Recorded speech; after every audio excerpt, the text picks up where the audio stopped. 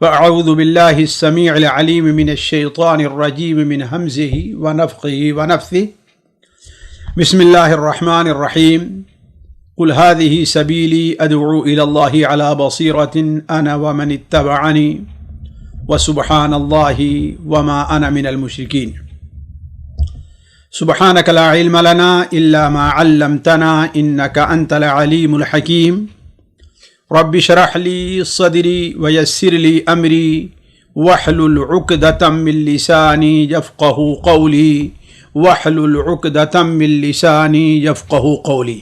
پیارے بھائیو، عزیز ساتھیو، السلام علیکم ورحمۃ اللہ وبرکاتہ۔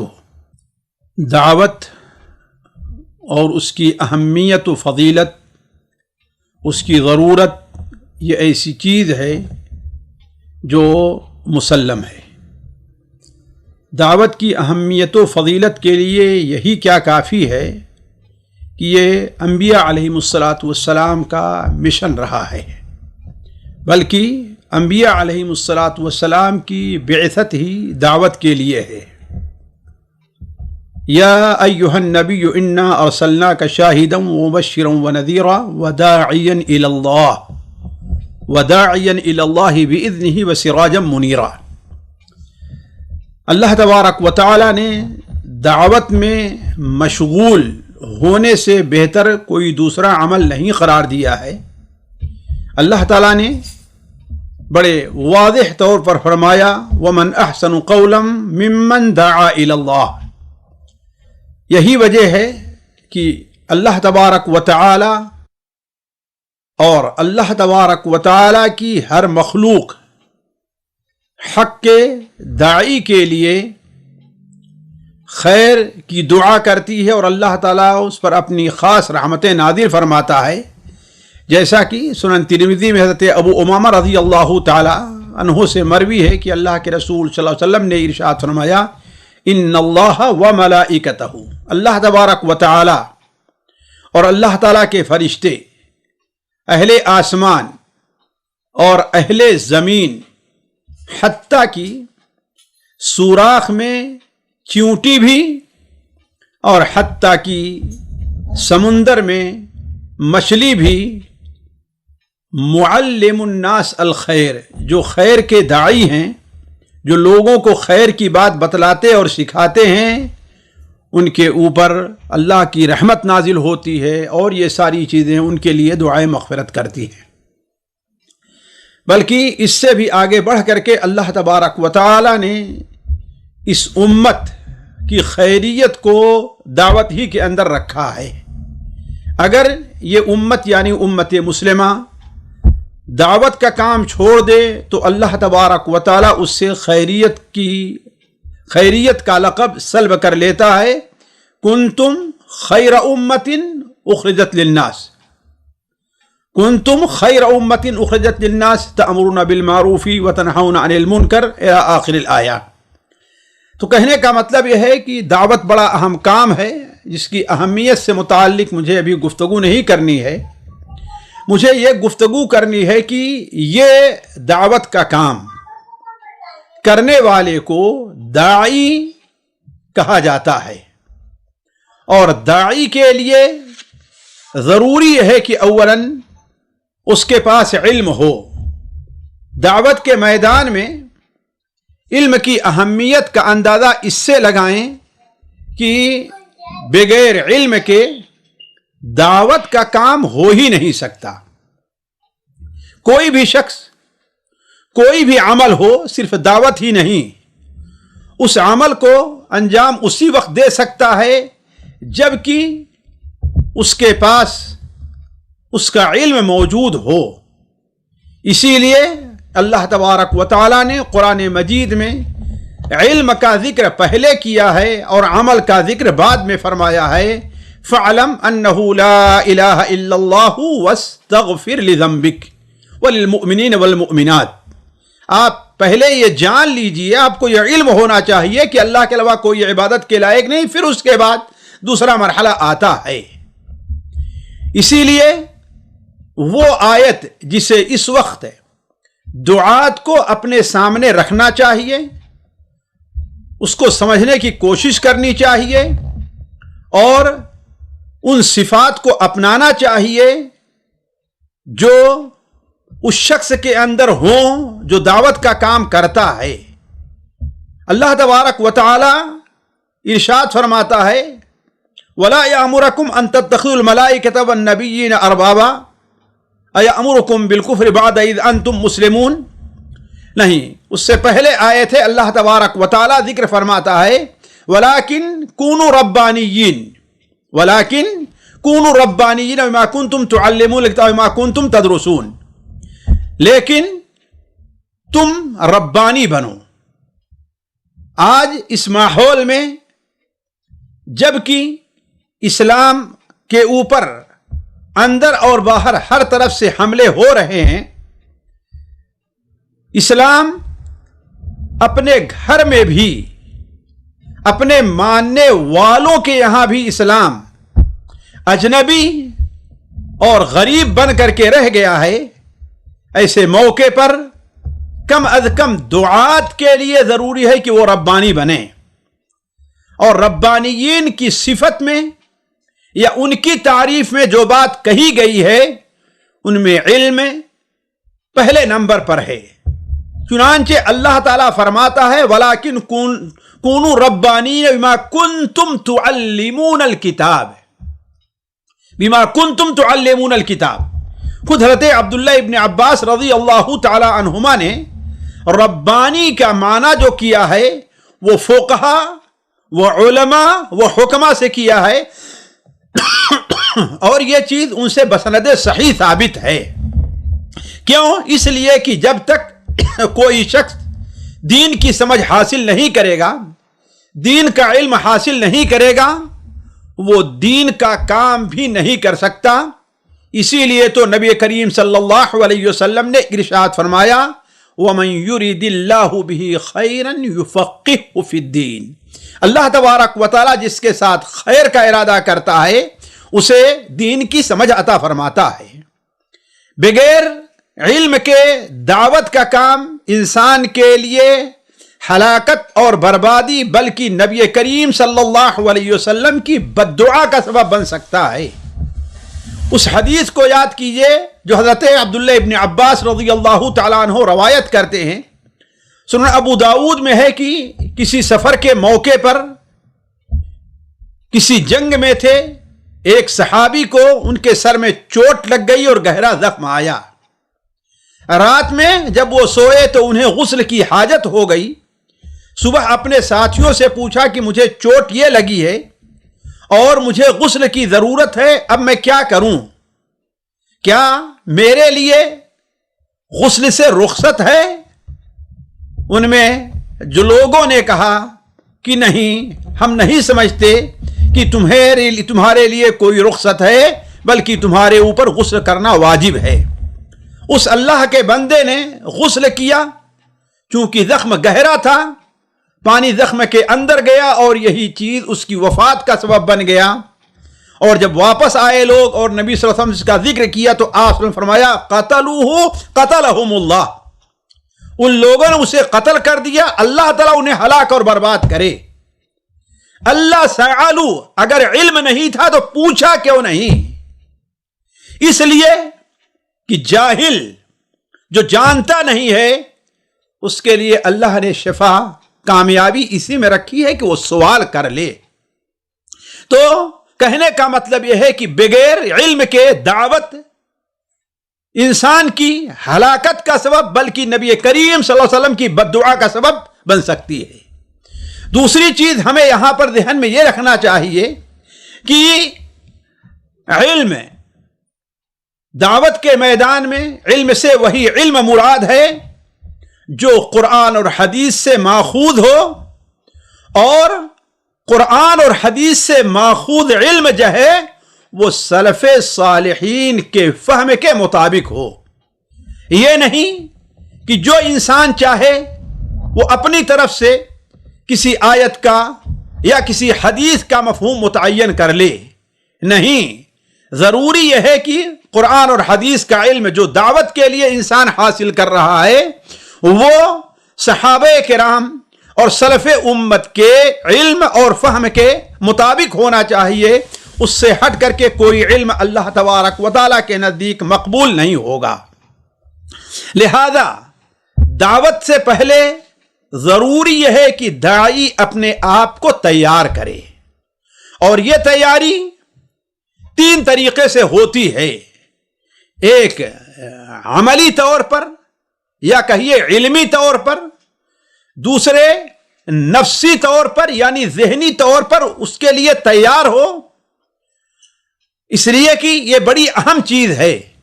اگر انسان نفسی اور ذہنی طور پر دعوت کے لیے تیار نہیں ہے تو وہ دعوت کا کام صحیح اور ثابت قدمی سے نہیں کر سکتا۔ اسی لیے اللہ تبارک و تعالیٰ نے جب موسیٰ علیہ السلام کو دعوت کا حکم دیا تو موسیٰ علیہ السلام نے اللہ تعالیٰ سے سب سے پہلے جو دعا کی تھی وہ یہ ہے کہ وہ نفسی طور پر اس کے لیے تیار رہیں۔ انہوں نے دعا کی تھی رب اشرح لی صدری، اے اللہ میرے دل کو کھول دے، میرے اندر حوصلہ پیدا کر دی، یہ جو کام ہے مجھے اس پر اطمینان ہو جائے تاکہ میں یہ کام کروں۔ اور اس کے بعد یہ یعنی علمی طور پر تیار ہونے کے بعد اور نفسی طور پر تیار ہونے کے بعد ضروری یہ ہے کہ داعی عملی طور پر بھی اپنے آپ کو تیار کرے، اس کے اندر ایسی عملی خوبیاں پائی جانی چاہیے جو دعوت کے کام پر اس کی مدد کریں۔ ساتھیو، میں دیکھتا ہوں کہ میں دوسری طرف جا رہا ہوں، میں آپ کے سامنے دعوت اور علم اس سے متعلق گفتگو کر رہا تھا۔ دیکھیے، سب سے پہلے تو ہم یہ سمجھیں کہ جو دعوت کا ہم کام کرتے ہیں اس کے 4 رکن بڑے اہم ہیں۔ ایک تو داعی ہے، دوسرے مدعو ہے یعنی جس کو دعوت دے رہا ہے، اور تیسرے وہ چیز ہے کہ جس کی طرف دعوت دے رہا ہے، اور چوتھے وہ شخص ہے کہ جس طریقے سے دعوت دے رہا ہے۔ ان چاروں کے بارے میں علم حاصل کرنا ہمارے اور آپ کے لیے بہت ضروری ہے۔ ان چاروں کے بارے میں یعنی ہم جس چیز کی دعوت دے رہے ہیں ہمیں اس کا بھی علم ہونا چاہیے کہ ہم کس چیز کی دعوت دے رہے ہیں۔ اور ظاہر بات ہے ہماری دعوت اسلام اور ایمان کی طرف ہے، ہماری دعوت ہر اس خیر کی طرف ہے جسے اللہ تبارک و تعالیٰ نے خیر قرار دیا ہے، ہماری دعوت اس دین کی طرف ہے جو انسانوں کے لیے 5 حقوق کی ان کے حفاظت کی ذمہ داری لیتا ہے، یعنی ان کے دین کی حفاظت، ان کی جان کی حفاظت، ان کے مال کی حفاظت، ان کے عزت کی حفاظت اور ان کے عقل کی حفاظت۔ یہ 5 چیزوں کی حفاظت کی ذمہ داری لیتا ہے۔ ہمارا دین صرف فضائل کی طرف دعوت کا کام نہیں ہے، ہمارا دین صرف سیاست کی طرف دعوت کا کام نہیں ہے، ہمارا دین صرف اقتصادیات کی طرف دعوت کا کام نہیں ہے، نہیں، ہمارا دین مکمل وہ ہے جو خیر ہے اور اسی کی طرف دعوت ہونی چاہیے۔ تو سب سے پہلے چیز تو یہ ہے، اور دوسری چیز داعی ہے یعنی جو دعوت کا کام کرے، ضرورت ہے کہ اس کے اندر کیا صفات پائی جانی چاہیے، اس کے اندر کیا ہنر پایا جانا چاہیے، اس کے اندر اخلاص ہو، علم ہو، عمل ہو، حسن خلق ہو۔ مدعو جس کی طرف دعوت دی جا رہی ہے یعنی ہم جس کو پکار رہے ہیں، داعی کے لیے ضروری ہے کہ اس کے بارے میں بھی علم حاصل کرے، اس لیے کہ ہر شخص کو ایک طریقے سے اسے دعوت نہیں دی جا سکتی۔ ہم جو زبان بول رہے ہیں، ہم جو لہجہ بول رہے ہیں، ہم جو الفاظ استعمال کر رہے ہیں، آیا داعی اس کو ہم مدعو جسے ہم دعوت دے رہے ہیں اس کو سمجھے گا کہ نہیں سمجھے گا؟ ہم جو اسلوب اختیار کر رہے ہیں آیا یہ اسلوب اس کے مناسب ہے کہ مناسب نہیں ہے؟ آیا وہ سیدھا سادھا سا ہے یا بحث حجت کرنے والا ہے؟ اسی طریقے سے ہم جس طریقے سے دعوت دے رہے ہیں، جس اسالیب سے دعوت دے رہے ہیں، ہمیں ان اسلوب کو بھی جاننا چاہیے۔ کہیں وہ تو نہیں ہے کہ ہم دعوت کے لیے کوئی غلط اسلوب استعمال کر رہے ہیں۔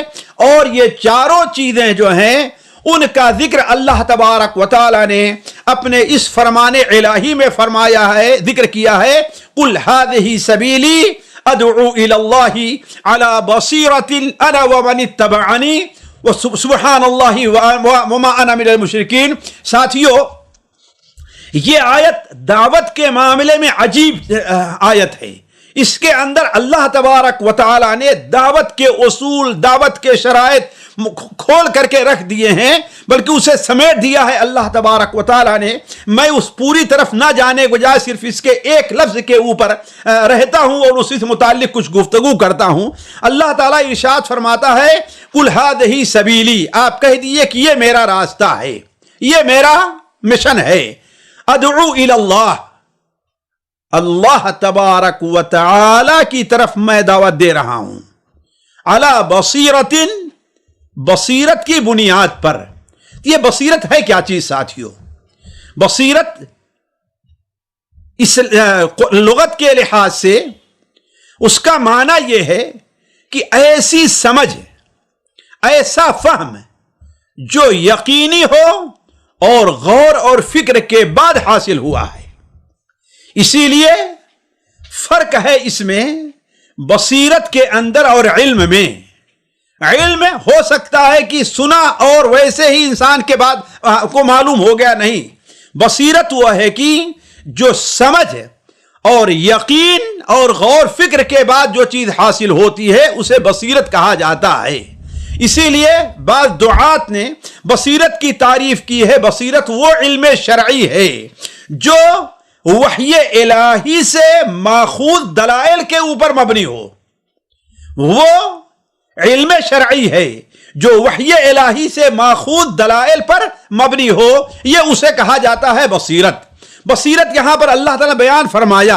उलमा कहते हैं कि अदउ अला बसीरतिन, मैं बसीरत के बुनियाद पर, बसीरत से, समझ से ये दावत दे रहा हूं। ये बसीरत किस चीज के बारे में है?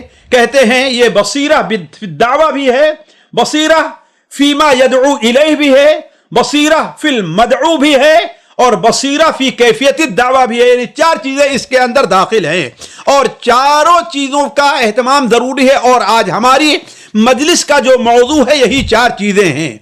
यानी हमें बसीरत, दावत के बारे में भी बसीरत हासिल है। हमें जिस तरफ हम बुला रहे हैं, दावत दे रहे हैं, उसके बारे में बसीरत हासिल है। हम जिसको बुला रहे हैं हमें उसके बारे में बसीरत हासिल होनी चाहिए और हम जिस तरीके से बुला रहे हैं उस बारे में भी हमें बसीरत होनी चाहिए। अब हम आते हैं एक एक की थोड़ी सी वजाहत करते हैं। देखिए, पहली चीज यह है कि दावत के बारे में बसीरत, गोया हमें और आपको दावत का भी इल्म होना चाहिए। दावत क्या चीज है, दावत की अहमियत क्या है, दावत की फजीलत क्या है, हम दावत क्यों करते हैं और दावत में कोताही का नुकसान क्या है। खुसूसन ये तीन चीजें साथियों बहुत अहम हैं। आज हम में से बहुत से लोग जो दावत का काम करते हैं, जो दावत का काम करते हैं, वो चंद दिन दावत का काम करने के बाद वो ठंडे पड़ जाते हैं और यह चीज आम मुशाहिदे में है। आखिर उसकी वजह क्या है? उसकी वजह यह है कि उस शख्स को दावत के बारे में बसीरत हासिल नहीं है। हम दावत का काम करते हैं और हम यह समझते हैं कि हम यह काम जो कर रहे हैं, तो अगर हम अपने मुखातब को हम अगर कुछ बता रहे हैं तो गोया हम उसके ऊपर एहसान कर रहे हैं। इसीलिए अगर उसकी तरफ से कोई नाजेबा हरकत होती है तो हमारा पारा फौरन चढ़ जाता है, हमें गुस्सा आ जाता है। सोचने की बात है, आप लोग ये इल्म से मुताल्लिक गुफ्तगू सुन रहे हैं तो इस पर तवज्जो दें कि हमें दावत के बारे में बसीरत होनी चाहिए। और तीन चीजें दावत के बारे में बसीरत बहुत अहम चीज है। दावत की अहमियत और फजीलत क्या है, हम दावत का काम क्यों करते हैं, आखिर क्यों, वजह क्या है कि हम दावत का काम कर रहे हैं। और तीसरी चीज यह है कि अगर हम दावत का काम नहीं करते तो इसका नुकसान क्या है। क्या बहुत से लोग कहते हैं, समझते हैं अगर हम दावत का काम छोड़ दिए तो हमें कोई नुकसान नहीं है। यह बहुत बड़ी भूल है। तो वही हमने कहा कि बहुत से लोग दावत का काम जो कर रहे हैं, ایک مقرر کسی جلسے میں کھڑے ہو کر کے تقریر کر رہا ہے تو وہ اولاً تو اپنے کو ایک فخر محسوس کرتا ہے، اپنے کو ایک بڑا محسوس کرتا ہے، اپنی ایک شان محسوس کرتا ہے، اور یہ سمجھتا ہے کہ ہاں سامنے والے جتنے لوگ بیٹھے ہیں یا جنہوں نے ہمیں بلایا ہے، اگر ہم نے ان کی دعوت قبول کی ہے تو گویا ہم ان کے اوپر احسان کر رہے ہیں۔ یہ کیوں؟ یہ وہی وجہ ہے کہ ہم نے دعوت اور اس کی اہمیت کو سمجھا نہیں ہے۔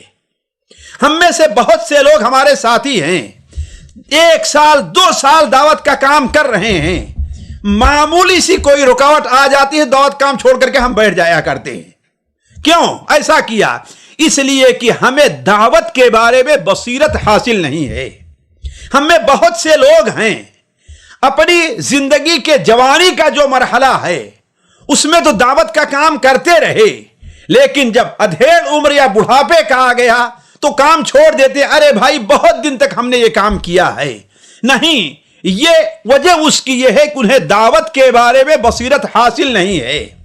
اگر صرف یہی سوچ لیتا کہ آخر دعوت کی فضیلت اور اہمیت کیا ہے، دعوت کی اہمیت پر اگر غور کرے، اس کی سب سے بڑی اہمیت جو ہم نے آپ سے کہا کہ یہ انبیاء علیہم السلام کا مشن ہے جسے ہم پورا کریں، ہمارے اوپر اس کی ذمہ داری ہے۔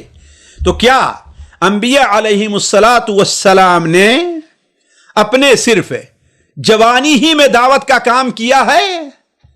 نبی کریم صلی اللہ علیہ وسلم اور آپ سے پہلے تمام انبیاء کی زندگی دیکھ لیجئے، ان کی زندگی کا آخری مرحلہ روح نکلنے تک وہ دعوت کا کام کرتے رہے ہیں۔ حضرت نوح علیہ السلام کی مثال لے لیجئے، وہ 950 سال تک دعوت کا کام کرتے رہے، یعنی گویا بڑھاپا بھی گیا، ادھیڑ عمر جوانی ساری اس میں گئی۔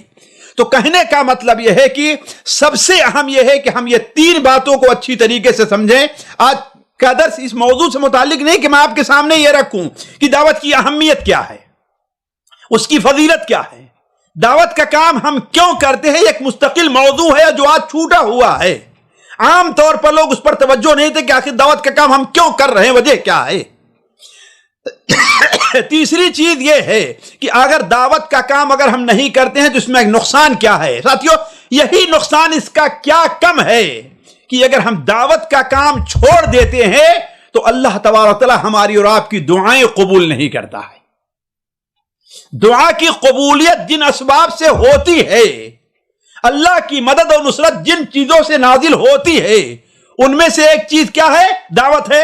وَلَا يَنْصُرَنَّ اللَّهُ مَنْ يَنْصُرُهُ إِنَّ اللَّهَ لَقَوِيٌّ عَزِيزٌ الَّذِينَ إِن مَّكَّنَّاهُمْ فِي الْأَرْضِ أَقَامُوا الصَّلَاةَ وَآتَوُا الزَّكَاةَ وَأَمَرُوا بِالْمَعْرُوفِ وَنَهَوْا عَنِ الْمُنكَرِ، یعنی اللہ کس کی مدد کرتا ہے؟ جو اللہ کی مدد کرتا ہے۔ لیکن کون ہے اللہ کی مدد کرنے والے؟ الذین ان مکناہم فی الارض، اگر ہم نے انہیں زمین میں حکومت دے دی ہے، زمین میں انہیں بیٹھا دیا، کامیاب کر دیا ہے، تو کیا ہے؟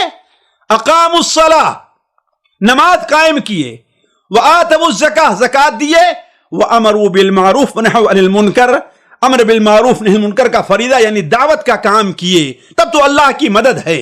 تو علا کل حال کہنے کا مطلب یہ ہے کہ داعی کے لیے ضروری یہ ہے کہ وہ دعوت کی اہمیت کو سمجھے۔ آج کتنے لوگ ہیں، بلا جھجک میں یہ بات کہہ رہا ہوں کہ دعوت کا کام آج 10 سال سے کر رہے ہیں، اگر ان سے کہا جائے کہ ذرا 10 منٹ کھڑے ہو کر کے دعوت کی فضیلت اور اہمیت بیان کر دیجئے تو کتنے لوگ ہیں جو یہ نہیں بیان کر پائیں گے، جبکہ یہ چیز ہے اسے ہمیشہ سامنے رکھنا چاہیے۔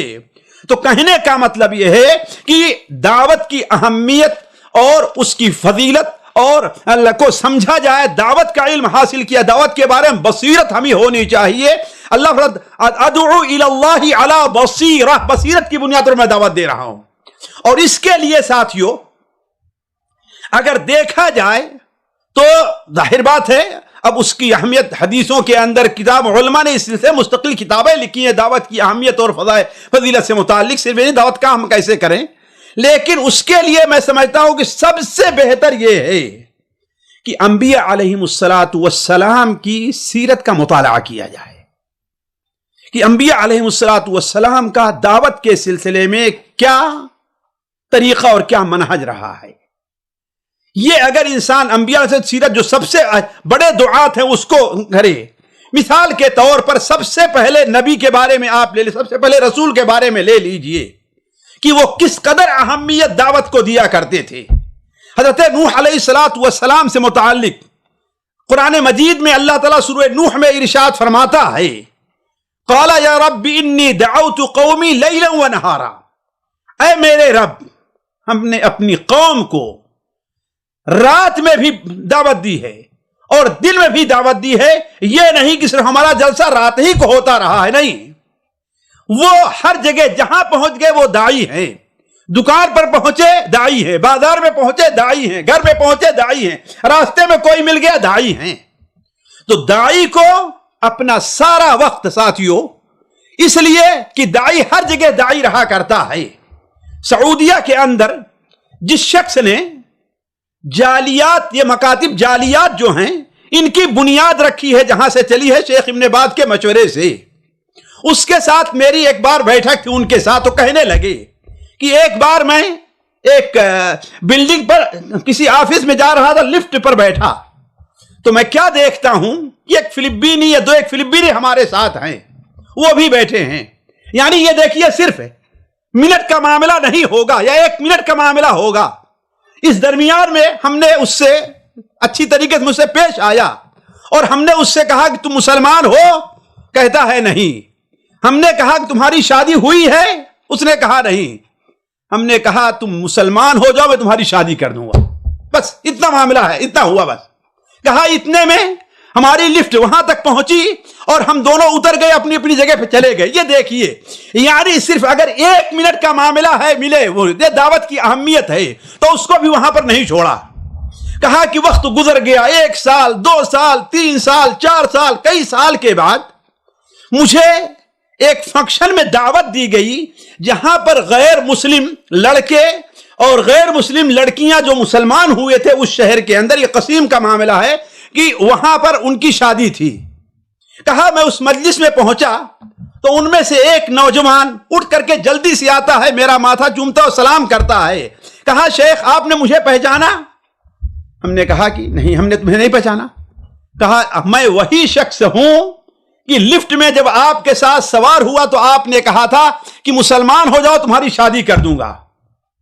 اسی وقت میرے ذہن میں یہ بات بیٹھ گئی کہ آخر یہ کون سا دین ہے، یہ کون سا مذہب ہے کہ اس میں اگر انسان داخل ہو جائے تو اس کی شادی کا معاملہ بھی آسان ہو سکتا ہے۔ کہا یہ بات میرے دل میں بیٹھی اور میں اسلام کے بارے میں سوچنے لگا، آج میں مسلمان ہو گیا، آج میری شادی ہے آپ کے اس کلمے کی برکت سے۔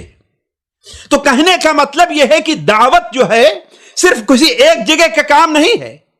حضرت نوح علیہ السلام نے فرمایا کہ رب انی دعوت قومی لیلا ونہارا فلم یزدہم دعائی الا فرارا، اے میرے رب میری دعوت سے وہ لوگ بھاگتے ہی بھاگتے رہے ہیں، میرے قریب نہیں آئے، جتنا میں پکارتا ہوں اتنا ہم سے دور ہوتے ہیں۔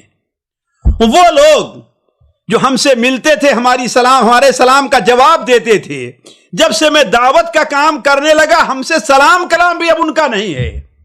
فلم یزدہم دعائی الا فرارا، لیکن کیا حضرت نوح علیہ السلام نے چھوڑ دیا یہ دعوت کا کام؟ نہیں، اس کے بعد کیا ہے؟ وَإِنِّي كُلَّمَا دَعَوْتُهُمْ لِتَغْفِرَ لَهُمْ، اے اللہ تعالیٰ ہم نے جب بھی ان کو دعوت دی تاکہ تو انہیں بخش دے، جب تو انہیں معاف کر دے، تو جعلوا اصابعهم فی آذانہم، لوگوں نے یہاں تک میرے ساتھ سلوک اور برتاؤ کیا کہ میں کوئی بات کہتا تو اپنی انگلیوں کو اپنے کانوں میں رکھ لیتے کہ ہمیں تمہاری بات سننی ہی نہیں ہے۔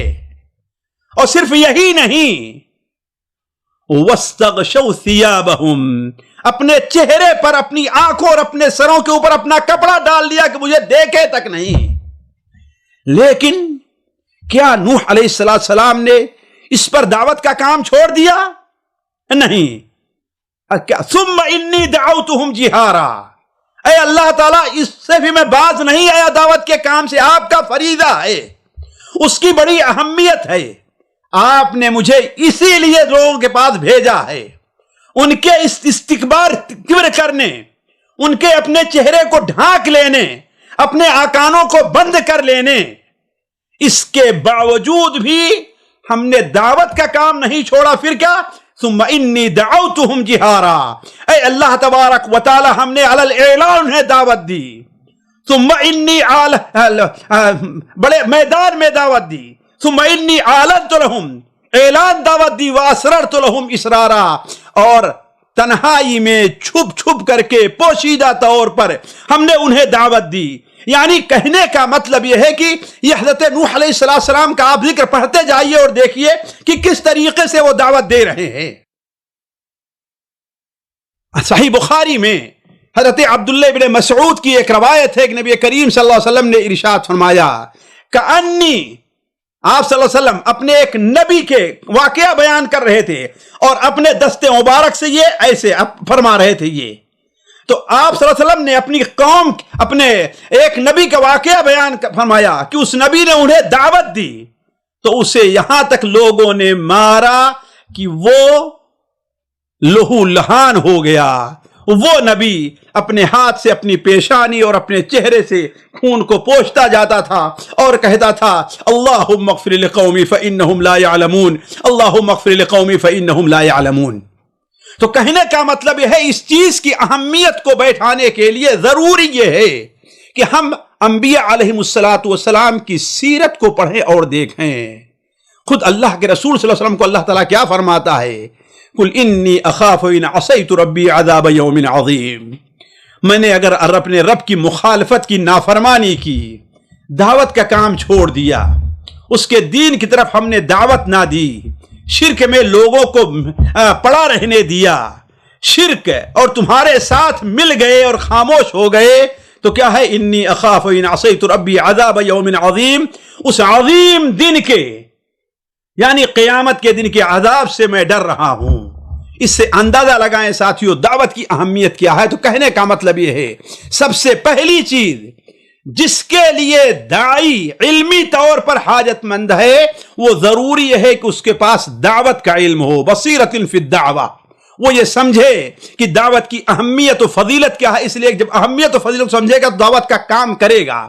جب وہ یہ سمجھے گا کہ دعوت کا کام ہم کیوں کرتے ہیں، یہ ہمارا فریضہ ہے، اللہ نے ہمارے اوپر فرض کیا ہے، اور صرف فرض ہی نہیں کیا ہے، اللہ تبارک و تعالیٰ ایک ایک بات پر ہمیں دعوت کے میدان میں اللہ تبارک و تعالیٰ ہمیں نعمتوں سے، بلکہ دعوت کی تیاری کے لیے اگر کوئی انسان علم حاصل کرنے جاتا ہے تو حضرت ابو امامہ کی روایت ہے اللہ تبارک و تعالیٰ اس کا شمار مجاہد فی سبیل اللہ میں کرتا ہے۔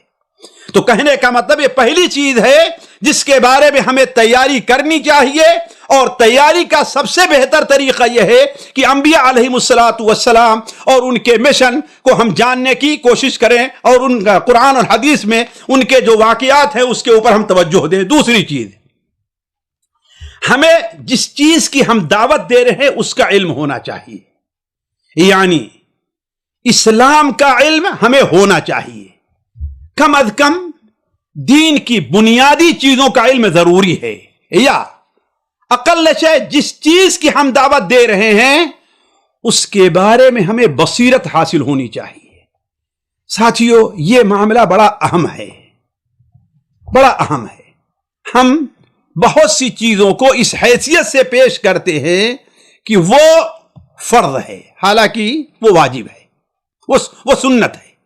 بہت سی چیزوں کو ہم اس ناحیے سے لوگوں کے سامنے پیش کرتے ہیں کہ وہ شرک اکبر ہے، حالانکہ وہ شرک اصغر ہے، اور شرک اکبر ہی کی بنیاد پر اس کے اوپر حکم لگانا شروع کر دیتے ہیں۔ مثال کے طور پر اگر کسی کو ہم نے تعویذ پہنے دیکھا تو اس کے اوپر مشرک ہونے کا حکم لگا دیا، بہت سے لوگوں کا طریقہ۔ پھر آگے بڑھ کر کیا ہوتا ہے، اگر کوئی اگرچہ قرآن اور حدیث سے تعویذ کیوں نہیں لکھ رہا ہے، اس کے پیچھے نماز پڑھنی جائز ہے کہ نہیں جائز ہے، معاملہ یہاں تک پہنچ جایا کرتا ہے۔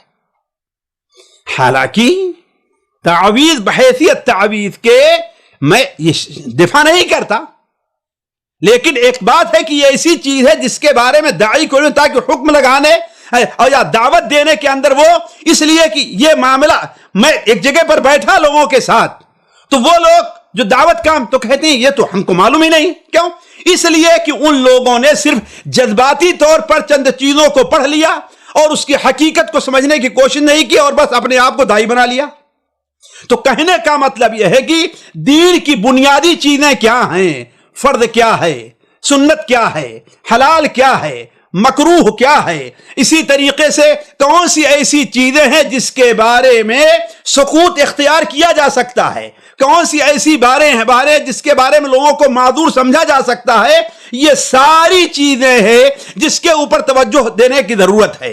یہ دیکھیے ساتھیو، اس سلسلے میں ہمارے دعات کو دیکھیے دو باتوں پر غور کرنا ہے. دیکھیے دعوت کے بارے میں جو ہم علم حاصل کریں گے ان میں کچھ چیزیں بنیادی حیثیت رکھتی ہیں اور کچھ چیزیں جو ہے بنیادی نہیں بلکہ تکمیلی یعنی صرف کمالیات کی حیثیت رکھتی ہیں. بنیادی چیزوں حیثیت کیا ہیں؟ وہ تقریباً 2 یا 3 چیزیں ہیں. مثال کے طور پر سب سے پہلی چیز ہے کہ انسان کو عقیدے کا علم حاصل کیا جائے. انسان عقیدہ معنی سمجھتے ہیں، صرف عقیدہ صرف توحید کا معاملہ نہیں ہے. ہم میں سے بہت سے لوگ ہیں وہ توحید اس کا نام ہمیشہ ہر جگہ لیتے رہتے ہیں، اس کی طرف دعوت دیتے رہتے ہیں، لیکن توحید ہی سے متعلق بہت سے امور ہیں یا عقیدے سے متعلق بہت سی ایسی چیزیں ہیں جس کی طرف سے یکسر غافل رہتے ہیں اور خود ان کے اندر وہ عقیدے کی پختگی جو رسالت پر عقیدے کا معاملہ ہے، فرشتوں پر عقیدے کا معاملہ ہے، آخرت پر عقیدے کا معاملہ ہے، دوسری چیزیں یعنی وہ چیزیں غائب رہتی ہیں. خصوصاً یہ دیکھیے کہ آخرت پر عقیدہ یہ کیا ہے؟ ہماری عقیدہ کی ایک بنیادی چیز ہے. تو کہنے کا مطلب یہ ہے کہ انسان کو اس سلسلے میں سب سے پہلے کیا دیکھنا ہے کہ عقیدہ. کیوں؟ اس لیے کہ عقیدے کے بغیر کوئی دین کسی کا دین قبول نہیں ہے.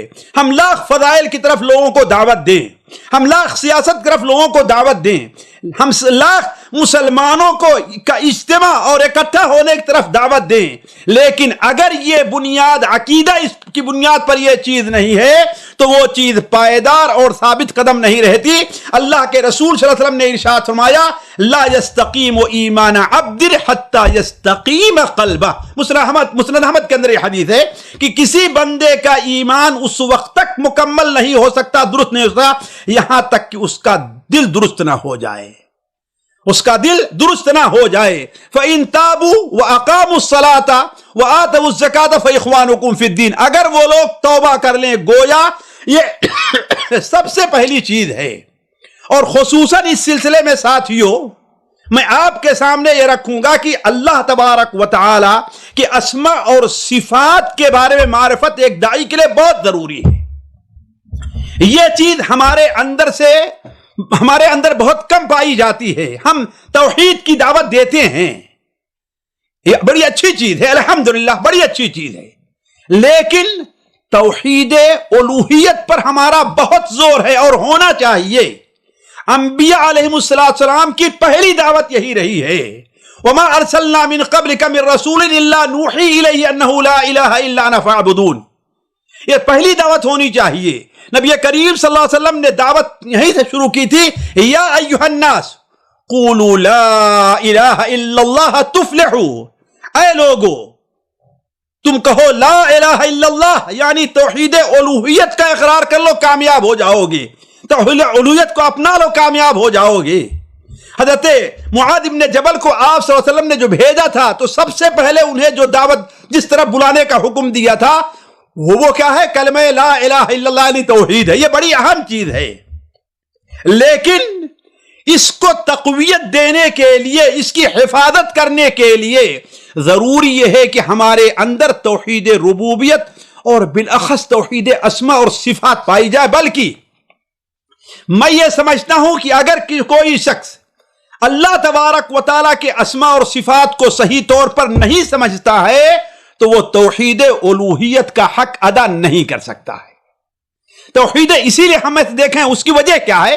ہم میں سے بہت سے بھائی لوگوں کو توحید الوہیت کی دعوت تو دیتے ہیں، لیکن الوہیت کے بارے میں بالکل کوتاہ رہتے ہیں. نمازوں کے بارے میں بڑی کوتاہی پائی جاتی ہے, دعا کرنے کے بارے میں بڑی کوتاہی پائی جاتی, جبکہ دعوت دے رہے ہیں توحید کی. اللہ پر توکل کے بارے میں بڑی کوتاہی پائی جا رہی. وجہ اس کی کیا ہے؟ وجہ اس کی یہ ہے کہ اللہ تبارک و تعالی کی توحید اسماء و صفات جو ہے اس کے اوپر توجہ نہیں دی گئی ہے. حتیٰ کہ بہت سے ایسے لوگ ہیں جو توحید کے اوپر بڑی اچھی تقریر کرتے ہیں, توحید الوہیت کے اوپر, لیکن فرض نمازوں میں بھی وہ کوتاہ رہتے ہیں. نوافل کی بات تو چھوڑ دیجئے, چھوڑ دیجئے, فرائض میں بھی کوتاہ رہتے ہیں. کیوں؟ جماعتیں بھی ان سے چھوٹتی رہتی ہیں, اور اگر جماعت میں جائیں گے بھی تو پہلی صف کے بجائے آخری صف میں اگر ان کی ایک دو رکعت نہیں چھوٹتی ہے تو کیوں؟ اس لیے کہ ان کے اندر توحید اسماء اور صفات نہیں پائی جا رہی ہے. اگر توحید اسماء و صفات پہ وہ کامل ہوتے, پختہ ہوتے اور سمجھتے ہوتے تو ان کے اندر یہ کوتاہی نہ پائی جاتی. تو کہنے کا مطلب ہے خصوصاً جو ہے ہمیں اور آپ کو, دعات کو, توحید اسماء اور صفات, اللہ تعالیٰ کے اسماء و صفات متعلقہ امور جو ہیں ان کے اوپر خصوصی توجہ دینی چاہیے. اور اس کے لیے ظاہر بات ہے قرآن اور حدیث اور علماء کے اقوال اس کی طرف رجحان سے, توجہ سے بہتر اور کوئی طریقہ ہمارے اور آپ کے لیے نہیں ہو سکتا ہے. دوسری چیز, ادعو الی اللہ علی بصیرہ, یعنی داعی کے اندر جس چیز کا علم ہونا ضروری ہے وہ کیا ہے؟ احکام سے متعلق معلومات ہے.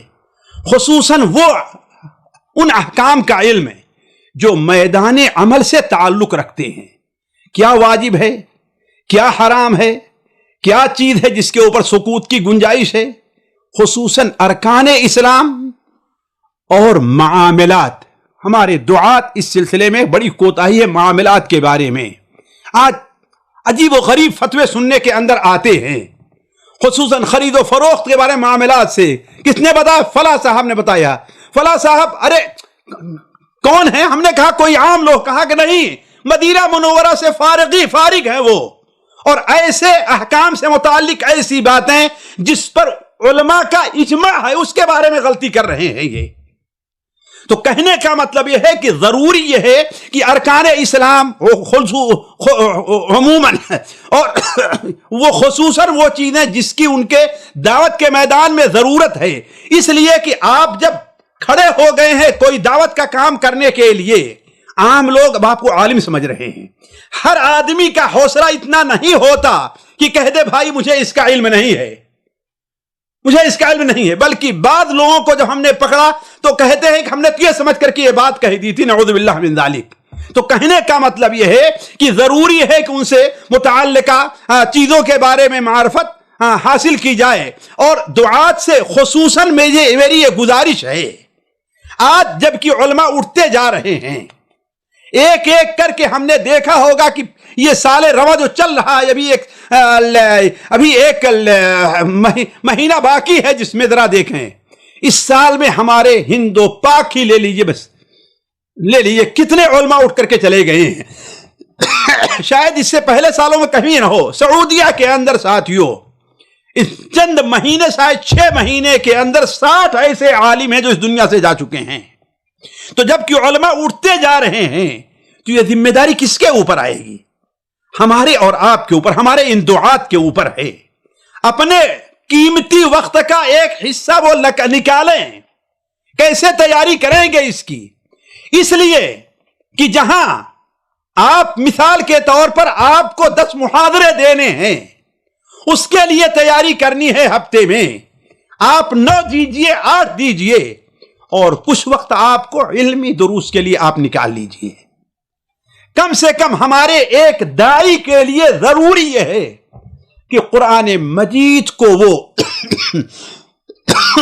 تفسیر کے ساتھ پڑھا ہو ایک بار, اور کتب 6 جو حدیث کی یہ اہم کتابیں ہیں, یا کچھ نہیں تو کم سے کم مشکات المصابیح, بلوغ المرام اور سنن ابو داؤد, اس کی حدیثیں تو اس کے سامنے ہمیشہ رہنی چاہیے، اس لیے کہ ان تینوں کتابوں کے اندر احکام سے متعلقہ حدیثیں جتنی جمع ہیں شاید ہی کسی کتاب کے اندر ہوں، خصوصاً سنن ابو داؤد اس سلسلے میں ایک نرالی کتاب ہے۔ اسی لیے سید احمد شہید رحمہ اللہ اور ان کے شاگرد جب جہاد کے میدان میں جائے تھے تو ان کے لیے یہ اہتمام تھا کہ وہ قرآن مجید کی تفسیر سے متعلق جلالین کو اپنے ساتھ رکھیں اور حدیثوں میں بلوغ المرام سنن ابو داؤد کو اپنے ساتھ رکھیں۔ کیوں؟ اس لیے کہ اس سنن ابو داؤد کے اندر امام ابو داؤد رحمہ اللہ نے بڑے اچھے انداز میں جو ہم انسان کے عام ضروریات ہیں ان سے متعلقہ حدیثوں کو جمع کر دیا ہے۔ تو میں کہہ رہا تھا آج علماء اٹھتے جا رہے ہیں، یہ ذمہ داری کس کے اوپر ہے؟ ہمارے اور آپ کے اوپر ہے۔ اللہ کے رسول صلی اللہ علیہ وسلم نے اسی طرف متنبہ کرتے ہوئے بہت سی حدیثیں ہیں، ہمارے ساتھی اسے پڑھتے ہیں اور اس سے صرف پڑھ کر کے اس حدیث کا مفہوم سمجھ کر کے آگے گزر جاتے ہیں، لیکن یہ نہیں سمجھتے کہ اس میں ہمیں کیا پیغام دیا گیا ہے۔ مثال کے طور پر یہ حدیث جو صحیح بخاری اور مسلم میں ہے کہ اللہ کے رسول صلی اللہ علیہ وسلم نے ارشاد فرمایا کہ اللہ تبارک و تعالی علم کو ایسے نہیں اٹھا لے گا کہ لوگوں کے سینوں سے چھین لے، بلکہ یقبضہ بقبض العلماء، علماء کو اٹھا لے گا، اس طریقے سے علم ان سے چھین جائے گا۔ اور جب علماء نہیں رہ جائیں گے تو لوگ جاہلوں کو اپنا عالم بنا لیں گے، اپنا مفتی بنا لیں گے، ان سے فتویٰ پوچھیں گے، وہ بغیر علم کے فتویٰ دیں گے، خود بھی گمراہ ہوں گے اور لوگوں کو بھی گمراہ کریں گے۔ یہ حدیث صرف خبر کے طور پر نہیں ہے، یہ حدیث صرف پیشین گوئی کے طور پر نہیں، ہم غلط سمجھتے ہیں اس حدیث کا مفہوم۔ اصل اس حدیث کا جو مفہوم ہے بطور تنبیہ کے ہے کہ ایسا وقت آنے سے پہلے پہلے، علماء کے جانے سے پہلے پہلے تم لوگ علم حاصل کر لو۔ تو کہنے کا مطلب یہ ہے کہ ضروری یہ ہے کہ ہم ایک داعی جو ہے اس کے پاس علم ہونا چاہیے، اور وہ کون سا علم ہو؟ میدان عمل سے اس کے متعلقہ جو علم ہے، یا ارکان اسلام سے متعلق، ارکان ایمان سے متعلق جو علم ہے، ورنہ اس کے اوپر وہ حدیث ثابت آئے گی جس میں آپ صلی اللہ علیہ وسلم نے ارشاد فرمایا من افتى بغیر علم، جو شخص بغیر علم کے فتویٰ دے رہا ہے اس کا گناہ فتویٰ دینے کے اوپر ہے، نہ کہ فتویٰ پوچھنے والے کے اوپر ہے۔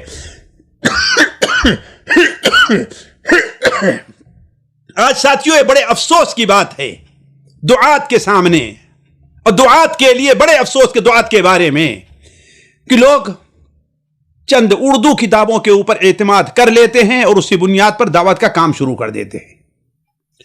انہیں قرآن کی تفسیر پڑھنے کا اتنا موقع نہیں ملتا ہے جتنا قصے، کہانیاں، اور بلکہ یہ تو کہیے کہ غیر مذہب کی کتابیں پڑھنے کا انہیں موقع ملتا ہے۔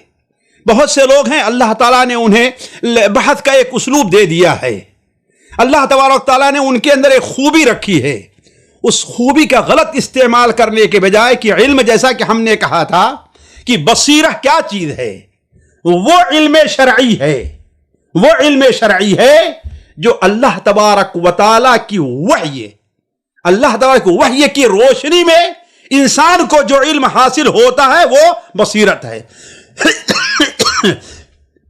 یہاں تک کہ ہمارے ہندوستان کے اندر ایک بہت بڑا مسئلہ اور اختلاف کا مسئلہ کھڑا ہو گیا ہے۔ کچھ لوگ اپنے کو یعنی عربی پڑھا لکھا طبقہ جو ہے وہ اپنا علماء کی صف میں آ گیا، اور دوسرے لوگ جو ہے وہ برادر کی شکل میں آ گئے، اور پھر اس طریقے سے دعوت کے ایک ہی منہج کا دعویٰ کرنے والے لوگ دو حصوں کے اندر بٹ گئے ہیں، اور کس قدر اس سے خرابیاں پیدا ہو رہی ہیں۔ تو علی کل حال ساتھیوں، بات لمبی نہ ہو جائے، میں یہ کہہ رہا تھا کہ دعوت کے اندر سے متعلق ہمیں داعی کو کیا ہونا چاہیے؟ بصیرہ فی العلم، یعنی احکام سے متعلق۔ لیکن یہاں پر ایک بات واضح کر دوں کہ شرعی طور پر علم کس کو کہتے ہیں؟ شرعی طور پر اصل علم وہ ہے جو بندے کو علم کے اوپر، عمل کے اوپر ابھارے۔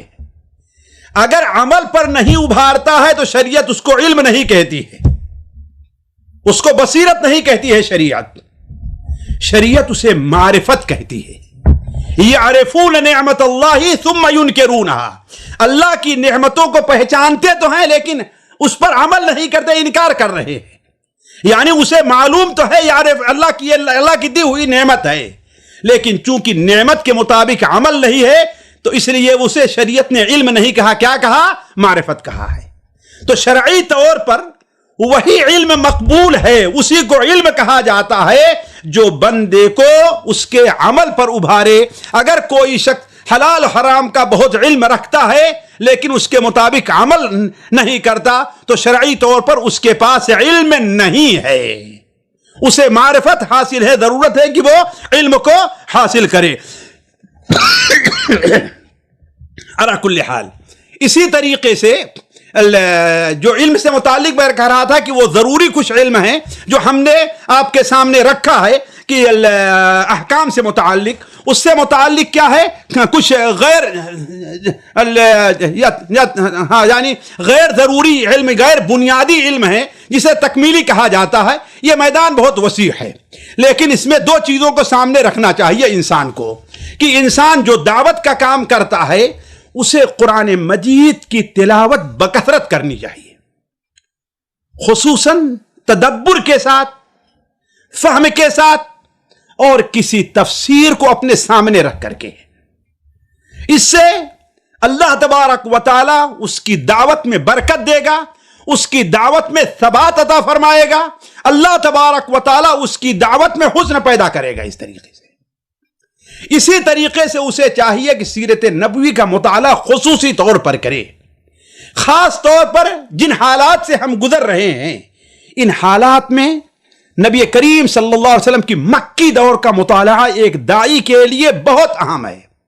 خصوصاً سیرت کی ان کتابوں کو سامنے رکھا جائے جن کتابوں کے اندر نئے انداز میں دروس و عبر کا خصوصی طور پر ذکر کیا گیا. اس سے بہت سی کتابیں سامنے آئی ہیں. تو ایک داعی کے لیے سیرت کا مطالعہ بڑی اہم چیز ہے. اسی طریقے سے تیسری چیز جو داعی کے لیے بڑی اہم ہے اس سلسلے میں وہ صلحاء امت کی سیرت کا مطالعہ ہے. علماء جو گزر چکے ہیں، نیک لوگ جو گزر چکے ہیں، انہوں نے دعوت کا کام کیسے کیا، ان کی زندگی کیسے رہی ہے. اس لیے کہ اس طریقے سے انسان کو اگر کسی جگہ پر ہے لوگ اس کی باتوں کو قبول نہیں کر رہے ہیں اور وہ انبیاء اور صلحاء نیک لوگوں کی جب سیرت پڑھے گا تو کہے گا کہ یہ کوئی نئی بات نہیں، میرے ساتھ یہ معاملہ پیش نہیں آیا ہے. نہ تنہا من دری میں خانہ مستم جو نئے دو شب لیو عطار شد مست، یعنی میں اکیل تنہا نہیں ہوں، اس سے پہلے ہمارے ساتھ فلاں فلاں لوگوں کے ساتھ کیا کیا کام کیا گیا ہے. اسی طریقے سے اور آگے بڑھیں تو اس سلسلے میں بھی کوتاہی ہے. داعی کے لیے قرآن مجید کا کچھ نہ کچھ حصہ ضرور یاد ہونا چاہیے.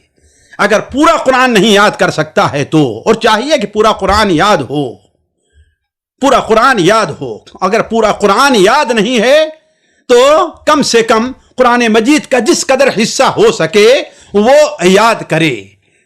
کیوں؟ اس لیے کہ ساتھیو اولا ہم یہ کہتے ہیں قرآن مجید حفظ کے لیے ہی نازل ہوا ہے. اصل میں قرآن مجید شروع میں صحابہ کرام لکھتا نہیں تھا بلکہ یاد کرتے تھے. اللہ تعالیٰ نے قرآن مجید کو اصل کیا ہے؟ حفظ کے لیے فی صدور الذین اوتوا العلم، جو علم دیے گا ان کے سینوں کے اندر یہ چیز موجود ہے.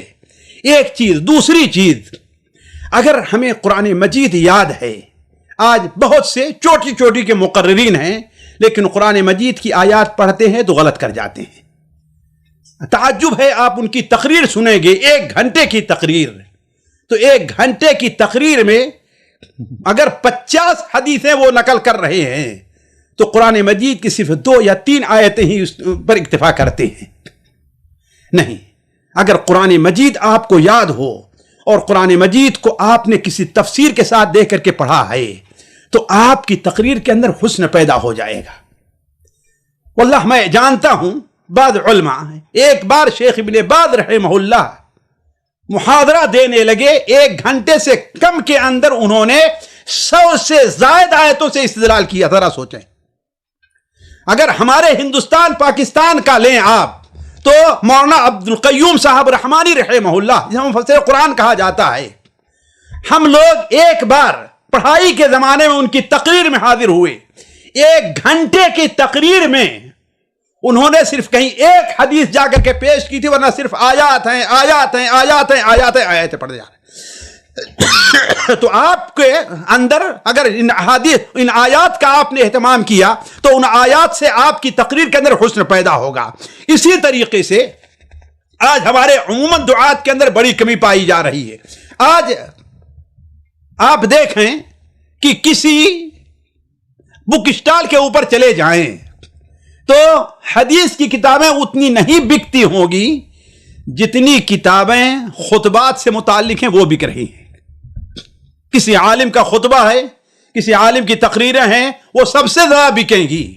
और हमारे बहुत से जो दुआत हैं, खुतबा हैं, उनका सारा एतमाद ही इसी पर होता है।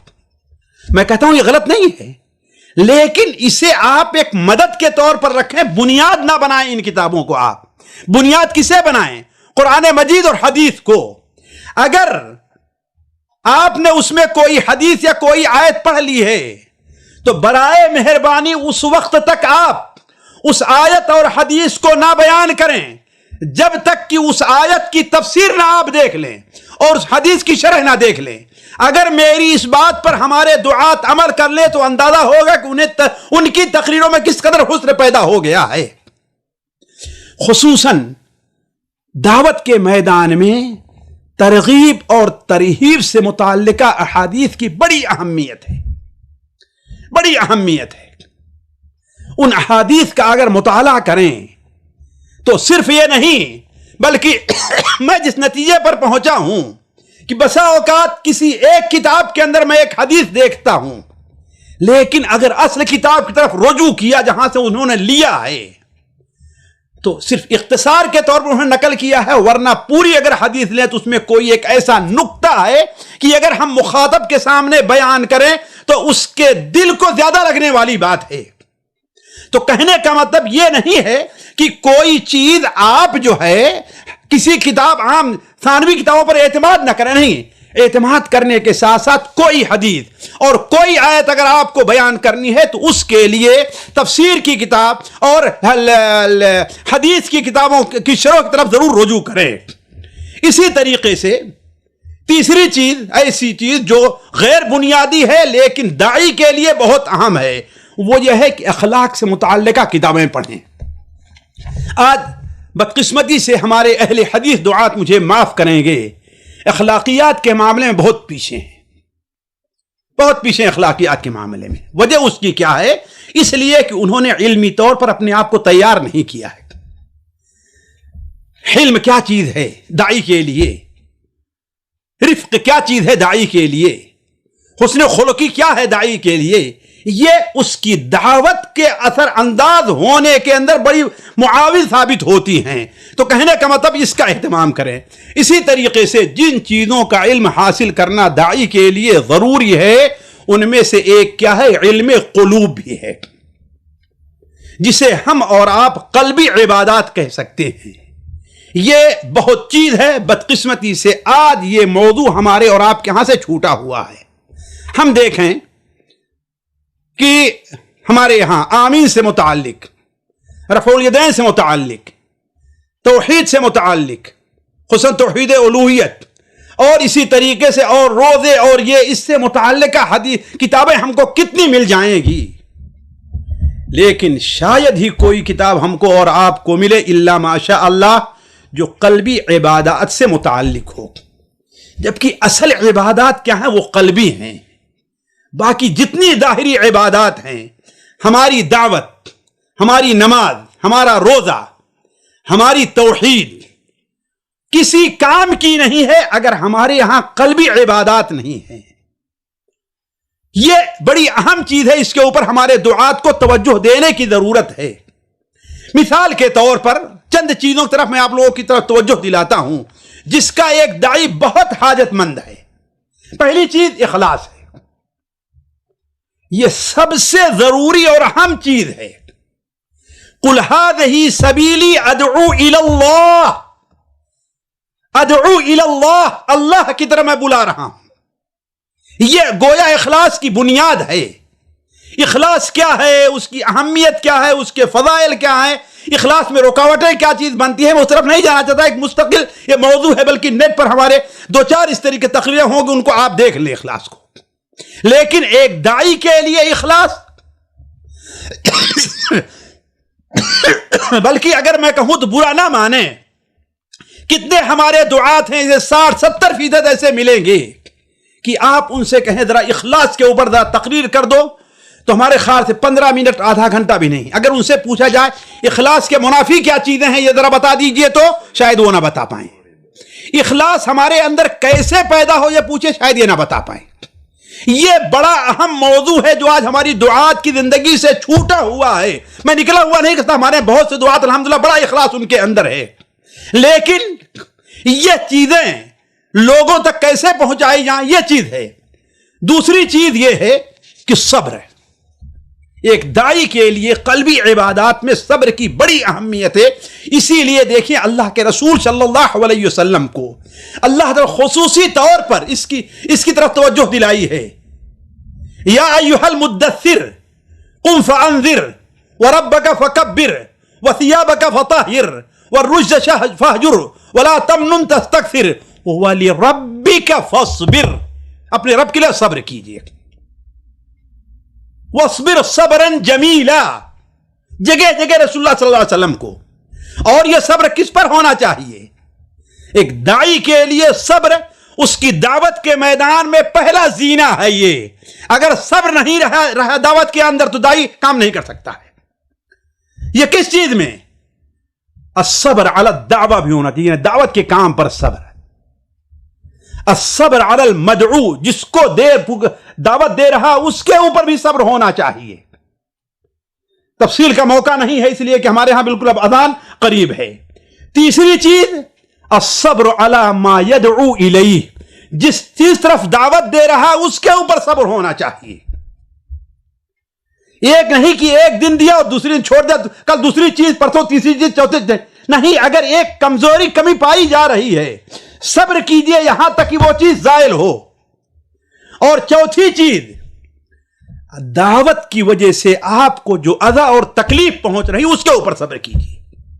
یہ 4 چیزیں ہیں صبر کی، جس کے لیے داعی بہت ضروری ہے۔ داعی کے لیے بہت ضروری ہیں یہ چیزیں کہ وہ دعوت پر بھی صبر کرے، مدعو پر بھی صبر کرے، جس طرح دعوت ہے اس کی طرف بھی صبر کرے، اور یہ سمجھے کہ دعوت کا کام پھول کی سیج پر چل کر کے نہیں آنا ہے، کانٹوں پر چل کر کے آنا ہے۔ انہیں پتھروں پہ چل کر اگر آ سکو تو آؤ، میرے گھر کے راستے میں کوئی کہکشاں نہیں ہے، یہاں کہکشاں نہیں ملے گی آپ کو، پتھر اور کانٹے ملیں گے۔ اللہ تعالیٰ خود فرماتا ہے وَكَذَلِكَ جَعَلْنَا لِكُلِّ نَبِيٍّ عَدُوًّا مِّنَ الْمُجْرِمِينَ۔ تو اگر نبی کی دعوت آپ لے کر کے چل رہے ہیں تو آپ یقین مانیں آپ کے دشمن بنیں گے، آپ کو اذیت پہنچائیں گے، جس کے لیے آپ کو صبر کی ضرورت ہے۔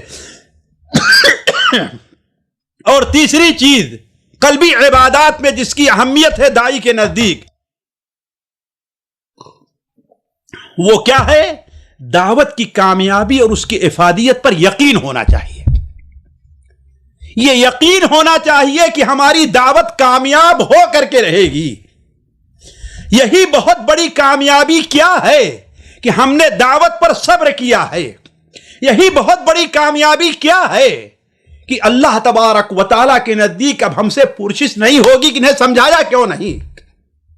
میں اسی لیے کہہ رہا ہوں قرآن مجید اور انبیاء و صالحہ کے قصوں کو پڑھیں، ذرا سورہ اعراف میں اس آیت کو دیکھیں۔ وَإِذْ قَالَتْ أُمَّةٌ مِّنْهُمْ لِمَ تَعِظُونَ قَوْمًا اللَّهُ مُهْلِكُهُمْ وَمُعَذِّبُهُمْ عَذَابًا شَدِيدًا۔ جب وہ لوگ، اس لیے کہ بنو اسرائیل کو اللہ تعالیٰ نے ہفتے کے دن شکار سے منع کیا تھا، تو 3 گروپ ہوئے تھے۔ ایک گروپ یہ غلط کام کرتا تھا، دوسرا گروپ 1-2 بار روکا اور خاموش ہو گیا، اور تیسرا گروہ برابر روکتا رہا۔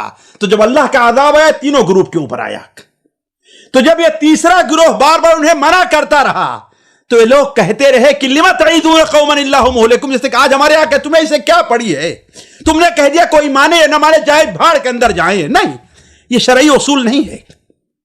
لما تعیدون قوما، ایسے لوگوں کو کیوں تم وعد کر رہے ہو، نصیحت کر رہے ہو؟ انہیں اللہ تعالیٰ ہلاک کرے یا سخت عذاب دینا چاہتا ہے۔ انہوں نے کیا کہا؟ معذرتاً الی ربکم، معذرتاً لعلہم یتقون، رب کی معذرت، اور تاکہ وہ لوگ ڈریں۔ ہو سکتا ہے اس نقطے کے اوپر غور کریں، ہو سکتا ہے کہ آپ کی دعوت آپ کے انتقال کے بعد اس کا ثمرہ ظاہر ہو، آپ کی دعوت کا ثمرہ آپ کے انتقال کے بعد ظاہر ہو۔ جیسے وہ خندق والوں واقعے پر غور کیجئے، اس نوجوان کی دعوت کا اثر کب ظاہر ہوا ہے؟ اس کے انتقال کے بعد ظاہر ہوا ہے۔ تو آپ کا قلبی عبادات میں یقین ہونا چاہیے کہ ہم جو دعوت کا کام کر رہے ہیں اس کا کوئی نہ کوئی فائدہ ضرور ہے۔ ساتھیو، معذرت کے ساتھ بات لمبی ہو گئی، مدعو کا علم بھی ہمیں ہونا چاہیے، یعنی ہم جس کو دعوت دے رہے ہیں، وہ اللہ کا پیغام اس تک پہنچا رہے ہیں، اس کے بارے میں ہمیں علم ہو۔ اللہ کے رسول صلی اللہ علیہ وسلم نے حضرت معاذ بن جبل کو جو بھیجا تھا یمن، تو سب سے پہلے آپ نے کیا فرمایا تھا؟ انک تأتی قوم من اہل کتاب، تم ایک قوم کے پاس جا رہے جو اہل کتاب ہیں، یعنی بتا دیا کون سے لوگ ہیں، یعنی جس کو دعوت دی جائے اس کے بارے میں علم ہونا چاہیے۔ اس لیے کہ علماء کہتے ہیں جن کو دعوت دی جائے وہ دو طرح کے ہوتے ہیں، یا تو مسلمان ہوتے ہیں یا کافر ہوتے ہیں، اور ہر ایک کے لیے الگ الگ اسلوب۔ اور جنہیں دعوت دی جائے چاہے مسلمان ہو یا کافر ہوں، وہ تین طرح کے ہوتے ہیں۔ ایک تو سیدھا سادہ سا ہے، جو بات کہی ہے وہ بڑی آسانی سن لیتا ہے اور قبول کر لیتا ہے، اور دوسرا حجت کرنے والا ہے، بحث کرنے والا ہے، ضرورت ہے آپ معلوم ہو کہ ہاں وہ کیسا ہے، اس لیے کہ اگر معلوم نہیں ہے تو آپ کامیاب نہیں ہو سکتے۔ تیسرا ایسا شخص ہوگا اس کے پاس کچھ شبہات ہیں، وہ شبہات پیش کرے گا تو ان کا جواب بھی آپ کو تیار رکھنا چاہیے، سوچنا چاہیے آپ کو دعوت کے میدان میں۔ اگر دعوت کام کرنا چاہتے ہیں تو آپ دیکھیں، اسی طریقے سے یہ رعایت ضروری ہے کہ وہ عالم ہے کہ جاہل ہے، صاحب منصب ہے یا کہ عام آدمی ہے، وہ ہم سے عمر میں بڑا ہے کہ ہم سے عمر میں چھوٹا ہے یا ہمارا ہم عمر ہے۔ یہ ساری چیزیں دعوت کے میدان میں اسے دیکھنا اور مد نظر رکھنا چاہیے۔ اللہ کے رسول صلی اللہ علیہ وسلم کی دیکھیں زندگی دیکھیں تو اس کو آپ نے ہمیشہ مد نظر رکھا۔ ہرقل کافر تھا لیکن آپ نے اسے خط لکھا تو کیا لکھا؟ الی ہرقل عظیم الروم۔ حضرت جریر بن عبداللہ بجلی رضی اللہ تعالیٰ عنہ اپنے اسلام لانے کا قصہ بیان کرتے ہیں، اپنی قوم کے سردار تھے، آپ صلی اللہ علیہ وسلم کو معلوم ہوا کہ وہ آ رہے ہیں تو آپ نے خطبہ دیا اور کیا فرمایا؟ انه سيدخل عليكم رجل من هذا الفج من خير ذي يمن وان على وجهه لمسحة ملك۔ اس راستے سے ایک یمنی آ رہا ہے جو یمن کے اچھے لوگوں میں ہے، اور اس کے اوپر اس کے چہرے سے بادشاہت کے آثار نمایاں ہیں۔ چنانچہ جریر بن عبداللہ آئے تو بعض روایات میں ہے کہ آپ نے ان کے بیٹھنے کے لیے اپنا تکیہ پیش کر دیا گیا، لیکن وہ نیچے بیٹھ گئے۔ یعنی یہ دیکھیے کافر ہیں، ابھی مسلمان نہیں ہوئے ہیں، لیکن آپ نے ان کے ساتھ کیا معاملہ کیا؟ بلکہ آپ نے فرمایا اذا اتاکم کریم قوم فاکرموا، اگر تمہارے پاس کسی قوم کا شریف آدمی ہے تو اس کو عزت دو۔ حضرت عبداللہ ابن عباس چھوٹے تو آپ نے کہا کہ یا غلام اے بچے۔ اگر آپ دیکھیں آپ صلی اللہ علیہ وسلم کی زندگی میں تو اس کی بہت سی مثالیں مل سکتی ہیں صحیح بخاری اور صحیح مسلم وغیرہ میں۔ اور آخری چیز جس طرف میں آپ لوگوں کی توجہ دلانا چاہتا ہوں وہ یہ ہے کہ ایک داعی کے لیے اسلوب دعوت کا علم بہت ضروری ہے۔ اسلوب دعوت، آج بہت سے لوگ دعوتی میدان میں ناکام کیوں؟ اس کی وجہ کیا ہے؟ انہوں نے اسلوب دعوت کو نہیں سیکھا ہے۔ حالانکہ اللہ تبارک و تعالی نے جہاں دعوت کا حکم دیا ہے وہاں اس کی بھی ہمیں تعلیم دی ہے۔ ادعو الی سبیل ربک بالحکمۃ والموعظۃ الحسنۃ وجادلہم باللتی ہی احسن۔ اسی لیے علماء کہتے ہیں کہ دعوت کے اسالیب میں 4 ایسے اسلوب ہیں جو بنیادی حیثیت رکھتے ہیں، جو بنیادی حیثیت رکھتے ہیں۔ پہلا اسلوب کیا ہے؟ حکمت کا اسلوب۔